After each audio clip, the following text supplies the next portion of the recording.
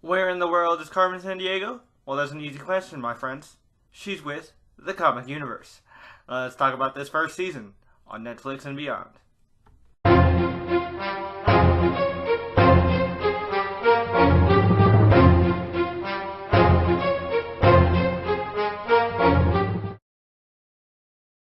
What up, guys? Welcome to the web's first must-see comic and nerd culture show. Welcome to the comic universe. I'm Dr. J. I got a PhD in nerd culture, and I should know. I printed it out myself. So, here we are, folks. I've been looking forward to this one for a while now. The Netflix reboot of Where in the World is Carmen Sandiego, or simply called Carmen Sandiego, Season 1. So this was a really quick binge, only 9 episodes that are like 22 minutes, maybe roughly 30 minutes. So it was a quick and easy binge. Needed that palate cleanser after like the intense violence of and just kind of sadness of Punisher. Again, this is something I've really been looking forward to. I played the hell out of those computer games back in the day. That was one of the only games we were allowed to play in the computer lab when we were in the computer lab in elementary school. I absolutely loved it. I watched the old cartoon back in the day too. I saw wasn't it like on PBS or something like that? So I do remember Carmen Sandiego. I do have fond memories of Carmen Sandiego, and when I saw that trailer, it looked very like Kim Possible, like globe-trotting Kim Possible-esque, and I really dug it. So this is obviously going to be a spoiler-free review, as it says in the title. So I won't be going into detail. If you want me to go into full detail with my full thoughts on the season, check out my full review on my main channel, Mr. J's Reviews. That might not be up right now as you're seeing this, if you're watching this as soon as it goes up, because I'll be recording that one right after and uploading that one right after. So maybe in a couple hours you'll see a card here, or in the outro card, or maybe you're seeing it right now because you're watching it a few hours later. If so, just click the card if you want to hear my full like spoiler-filled thoughts. Check that card out in the upper right hand corner, or like skip to the end and get to the outro card, outro screen where you'll see a link to that video there. But anyway, what did I think about Carmen Sandiego Season 1? Well, I really enjoyed it. I had a lot of fun with it. First off, I really enjoyed the voice acting. My girl Gina Rodriguez from Jane the Virgin voices Carmen Sandiego. What I appreciated about Carmen Sandiego is that they actually got like for the for the characters of different nationalities, they actually got people of I don't know if the people of the exact nationality, but they actually got like an Asian dude to play Shadow Sun. They got they got Gina Rodriguez to play Carmen Sandiego, even though Gina Rodriguez, I believe, is Mexican and not Argentinian, but at least Hispanic. That's better than most. So cool. I just really like that. Again, the voice acting was really well done. And I completely forgot that as the player of the video game, she refers to you as player. So it was weird hearing that Finn Wolfhard's character, like her Q, the person that helps run her ops, is named Player. So I was like, oh, his code name is Player. I was like, oh, I see what they're doing. I'm glad. At first, I was like, oh, please don't go like the Dora Explorer. I was like, hey, Player, do you see the evil villains? Because I really didn't want to go through that. But they didn't. It does feel like a PBS show, because it does give you like the educational fun facts of like each city and the different art history and stuff.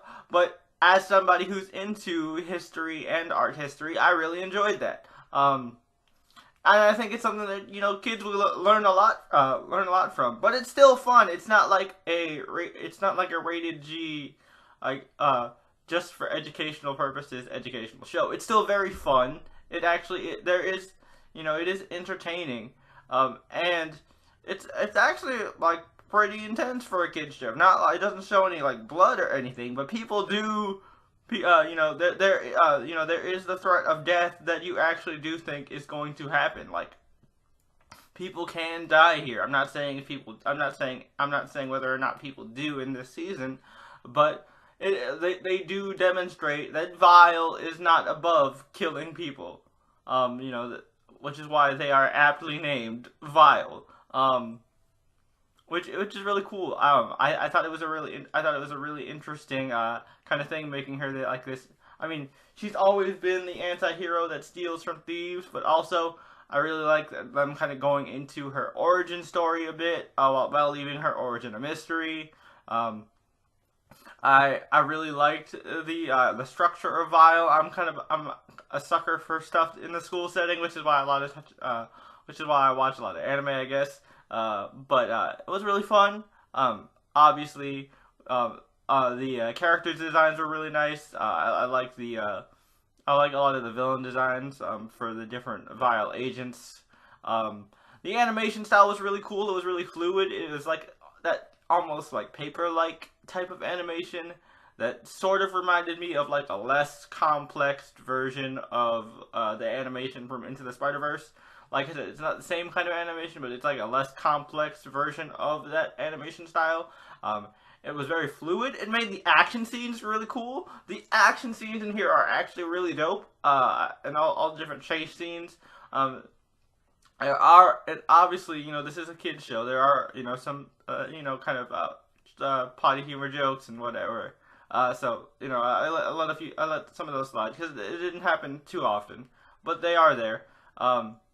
And I really enjoyed like just kind of seeing Carmen do her things, stealing stuff like that, stealing stuff, and you know, using her skills that she picked up from Vile.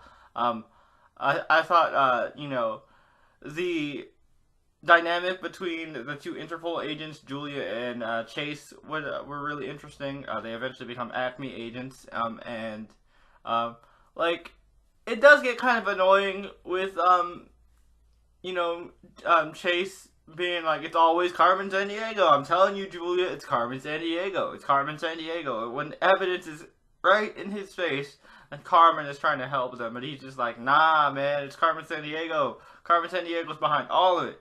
You know, the Illuminati? Carmen Sandiego is in control of the Illuminati. Like, you could name a bad thing that happened, and I'm sure Chase Devino would find a way to blame it on Carmen Sandiego.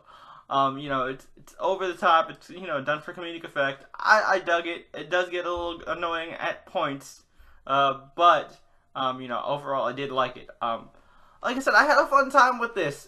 It's only 9 episodes, so it's not like it's not like it overstayed its welcome, which is cool because, you know, it's this episodic caper of the week type thing. So it would have gotten a little repetitive if we, you know, if they had dragged it on for a bit.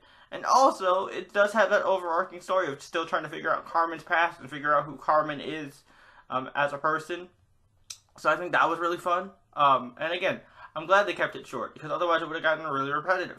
But I will say this: one of the things that I was just like, wow, okay, that was lame.